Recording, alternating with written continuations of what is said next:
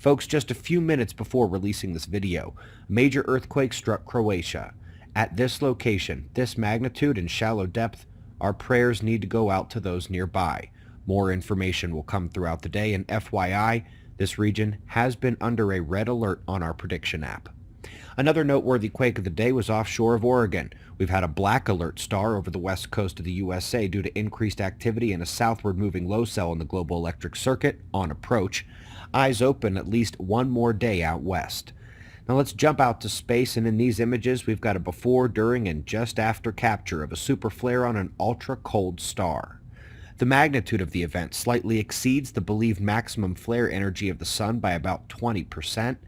And one might ask, how do we know it was a superflare and not a micronova, given all the small recurrent nova we've seen recently that are smaller than this eruption? And we don't. It was simply a stellar outburst caught in the act. And to give you an idea of how long it takes for science to mature after data observation, this flare occurred on December 29, 2018, 2 years ago today. Now let's bring it back to Earth, and we're going to be focusing on atmospheric electricity. From the ionosphere and its modulation down through the atmosphere within the global electric circuit, and interaction with the atmospheric boundary layers down at the surface. Folks, in this case, ontology would mean the identification of effects and forcing pathways and how they all relate to one another. That's atmospheric electricity and human health. And indeed, from space weather to 5G, the subject is understudied and underappreciated from that human health standpoint. From an electrical perspective, they are discovering alternating layers of space charge at the atmospheric boundary layer, which by the way is down at the troposphere touching the surface. Where these boundary layers connect to the surface, they find the highest charge density, providing the crustal input points for the downward fair weather global electric circuit flow that does make it past the moisture and other atmospheric density layers.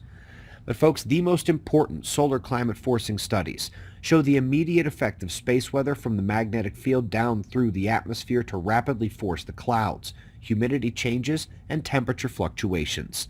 Indeed, all the way to the surface.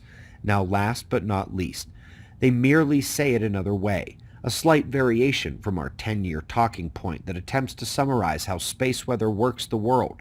The perturbations in the ionospheric layer are projected down into the lower layers of the atmosphere. Not sure I could say it any better myself. The global electric circuit preserves the structure, and induction takes care of the rest. Veteran observers,